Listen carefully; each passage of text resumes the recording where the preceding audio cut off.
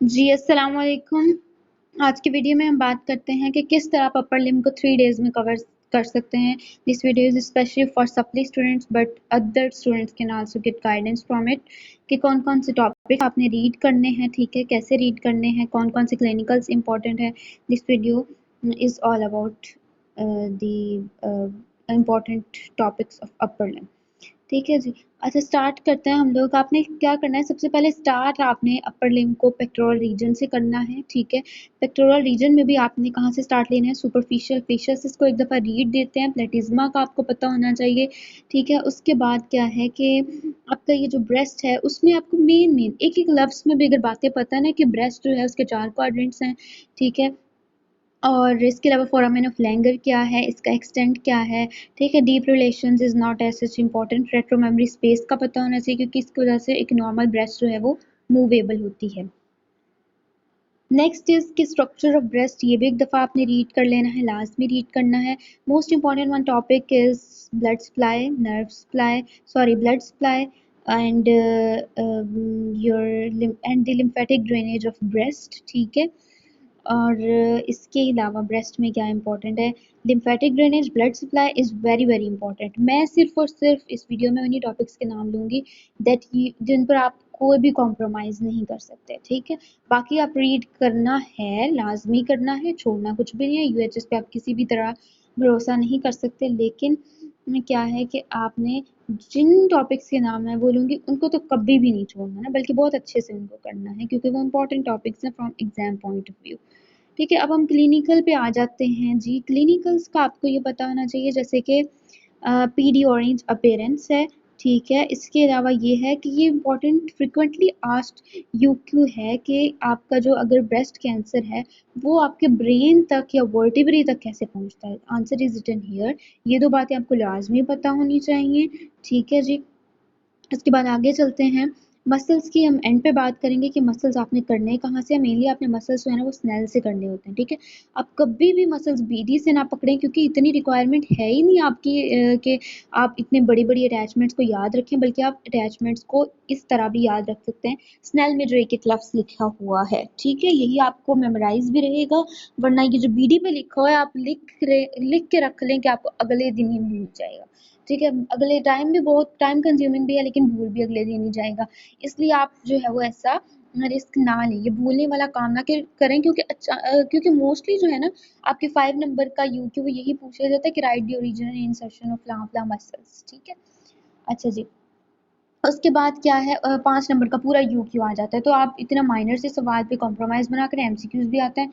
इसके हवाले से क्लिनिकल्स भी बनते हैं कि कौन सा मसल को कौन सी नर्व सप्लाई करती है। अगर वो नर्व पैरालाइज़ होगी, ज़ाहिर सी बात है मसल पैरालाइज़ होगा, मसल पैरालाइज़ हो जाएगा तो वो जो एक्शंस करता था वो परफॉर्म नहीं करेगा। So it is very important, ठीक है। मसल्स को ये भी ना करें कि आप एंड पे करें, जो टॉपिक पढ़े ना उसके साथ में मसल्स को भी करते जाएँ, वो टॉपिक पढ़ने में भी आपको आसानी होगी, ठीक है। उसके बाद ये जी आपका सेरेटस एंटीरियर मसल है, ये भी आपने यहीं से करना है, लाजमी करना है।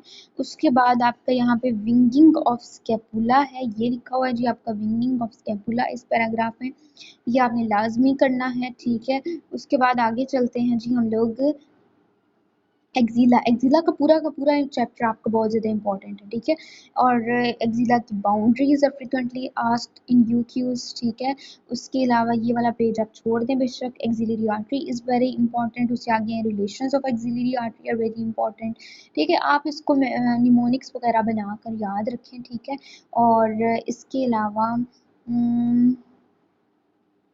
रिलेशन सारे बहुत इंपॉर्टेंट हैं। ब्रांचेस के नाम आपको लाजमी पता होने चाहिए, कहाँ कहाँ सप्लाई करती हैं पता होना चाहिए, ठीक है। और फिर आपके पास axillary lymph nodes are very very important, ये भी आपको पता होने चाहिए।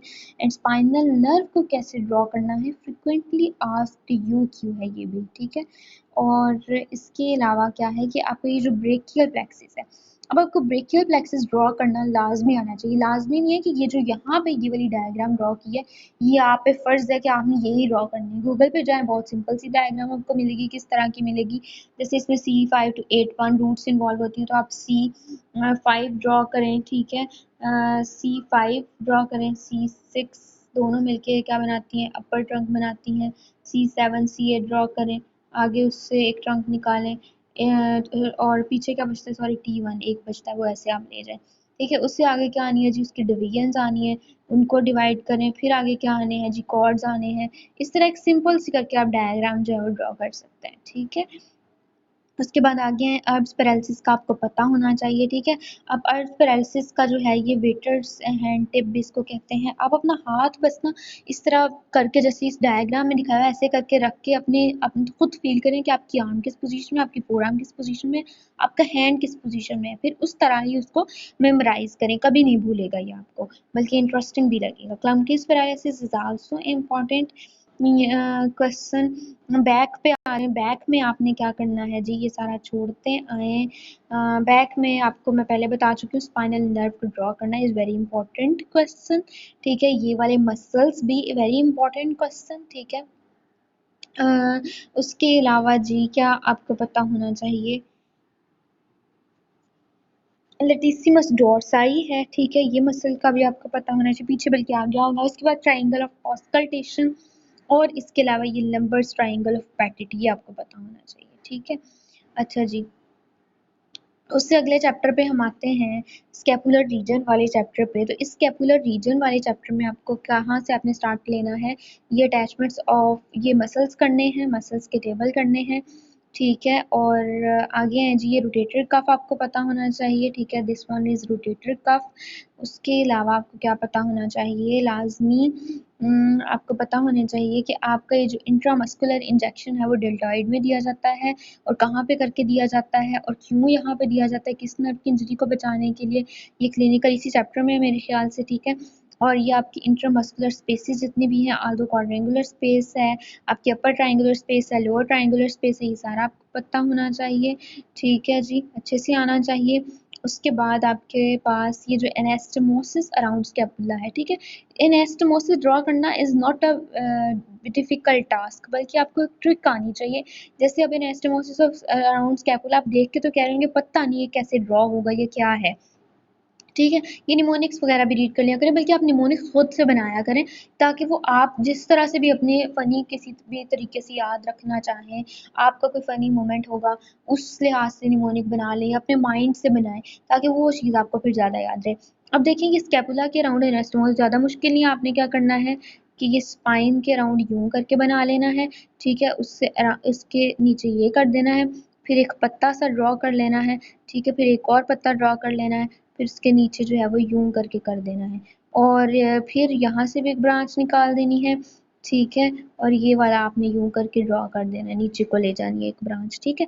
देखिए, मैंने कैसे बताया था कि ये आपने क्या करना है कि गोल सा एक ड्रॉ किया, जैसे इन्होंने किया हुआ है, नीचे एक वायर से निकाल दी, इसकी एक ब्रांच निकाल दी, सॉरी, एक पत्ता आपने यूं करके ड्रॉ किया, फिर दूसरा पत्ता आपने ये ड्रॉ किया, एक आपने ये ड्रॉ किया नीचे। ठीक है। इस तरह एनास्टोमोसिस को याद रखना है कि एक सर्कल सा बना दिया, नीचे दो पत्ते बनाए, और एक पत्ते का एक ही ब्रांच ला के छोड़ दी। ठीक है। इस तरह करके आप इसको याद रखें। उसके बाद क्या है जी, आपकी क्यूटेनियस नर्व्स वाला चैप्टर है। चैप्टर मोस्ट इंपॉर्टेंट टेबल है ये वाला, क्यूटेनियस नर्व्स वाला। ठीक है।